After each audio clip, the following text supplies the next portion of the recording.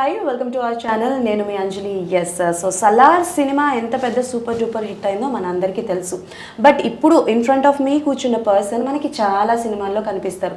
ఈయన పాజిటివ్గా చాలా తక్కువ, నెగిటివ్గా చాలా ఎక్కువ కనిపిస్తారు. బట్ సలార్లో that was a very important scene అయితే చెప్పుకోవాలి. అంతే ఇంపార్టెంట్ సీక్వెల్లో ఒక టెరిటరీని ఈయన తీసేసుకుంటారనమాట. మరి ఆ సలార్ ముచ్చట్లు, అలానే ఆయన లైఫ్లో జరిగిన ముచ్చట్లన్నీ అండ్ ఇంకా బోల్డ్ అంత ఎక్స్పీరియన్స్తో పాటు మన ముందు ఉన్నారు యోగి గారు అనమాట. సో ఆయనతో మాట్లాడి చాలా విషయాలు తెలుసుకుందాం. హాయ్ యోగి గారు, ఎలా హలో అండి. నమస్తే అండి అంజలి గారు, బాగున్నాను. నమస్తే, నేను చాలా బాగున్నాను. First of all happy new year. Thank you and wish the same. Thank you so much. So మీ టైటిల్ ఖత్రి ఎస్ కదా? యోగి ఖత్రి. యోగి ఖత్రి ఏంటి మీనింగ్? ఖత్రి అంటే యాక్చువల్లీ మా ఫోర్ ఫాదర్స్ ఫ్రమ్ మధ్యప్రదేశ్ అనమాట. They migrate to Hyderabad. మా ముత్తాతలు వచ్చేసారు, పుట్టి పెరిగింది ఇక్కడే కాబట్టి జస్ట్ పేర్లు మాత్రం ఉండిపోయాయి. ఓకే, సో అందుకేనా మీరు ఎక్కువగా ఖత్రా అంటే I mean to say Khatarnak characters చేస్తుంటారు, విలనిజం క్యారెక్టర్స్ అని? యాక్చువల్ నేను చేయలేదు, ఇక నా ఆహార్యాన్ని బట్టి వాళ్ళు ఇస్తుపోయారు, డైరెక్టర్లు ఇస్తుపోయారు. Okay, so first question Salaar గురించి కాకుండా మీరు మూవీ అంటే కెరియర్ స్టార్ట్ చేసినప్పుడు what was your first project and ఆ క్యారెక్టర్ ఎలా వచ్చింది? యా, గుడ్ క్వశ్చన్ అండి.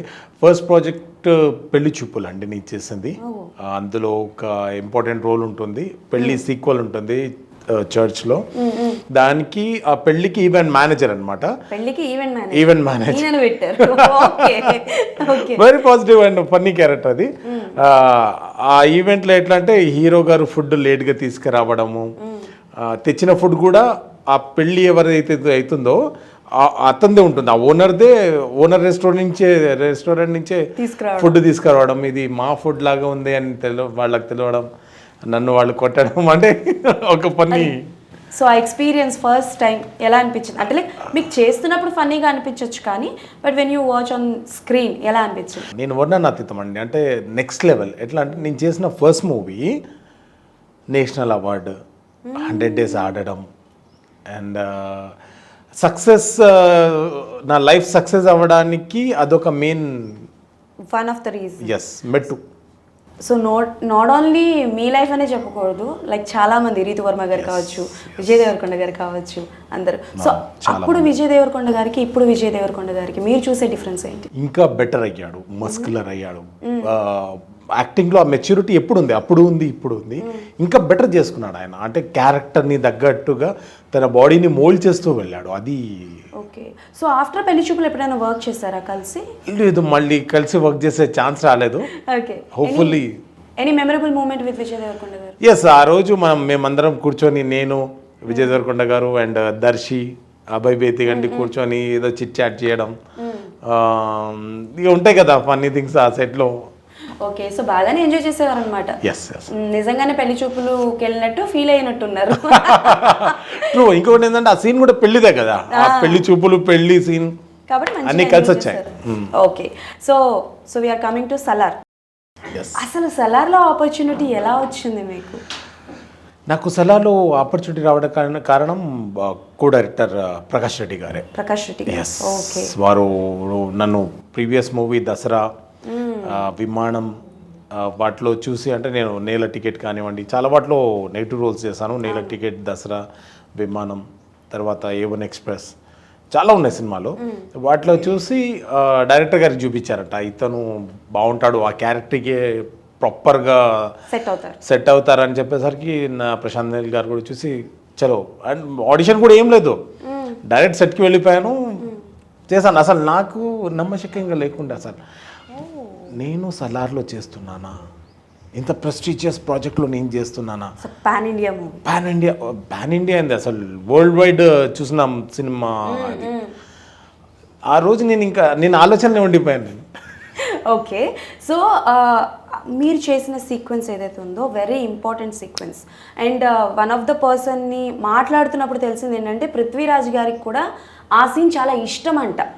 ఆ టెరిటరీ ఇచ్చే సీన్ ఏదైతే ఉంటుందో అది ఆయనకి చాలా ఇష్టమైన సీన్ అంట. సో ఆ సెట్లో ఆ సీక్వెన్స్ జరుగుతున్నప్పుడు what is your experience? Any takes తీసుకున్నా? నాకు మంచి మాట చెప్పారు. అంటే పృథ్వీరాజ్ గారికి ఆ సీన్ చాలా ఇంట్రెస్ట్, ఇష్టం ఉంది అంటే ఆల్మోస్ట్ నా పర్ఫార్మెన్స్ వారు చూసి నాకు టిక్ వేసినట్టే కదా, మార్క్ వేసినట్టే కదా. సో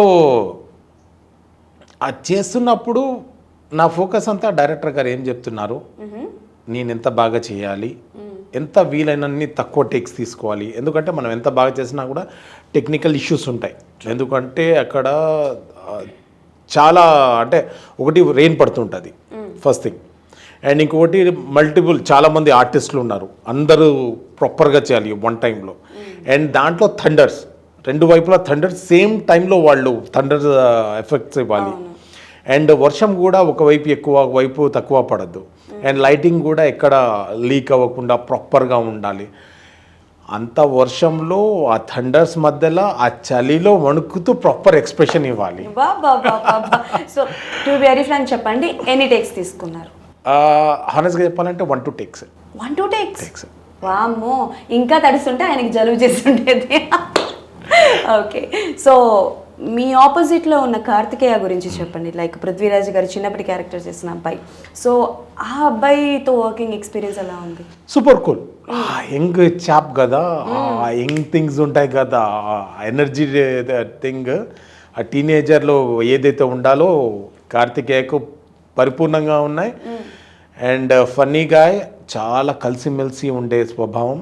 అండ్ ముందు ముందు మనోడు మంచి స్థాయికి ఎదుగుతాడు. ఎందుకంటే ఆ డౌన్ టు ఎర్త్ అది మొదటి నుంచి వస్తుంది కదా, మొక్క వంగది మానే వంగదని, ఆ మొక్కలోనే అద్భుతంగా వర్క్ చేశాడు. అండ్ చాలా మంచి వ్యక్తి ఆ అబ్బాయి. ఓకే.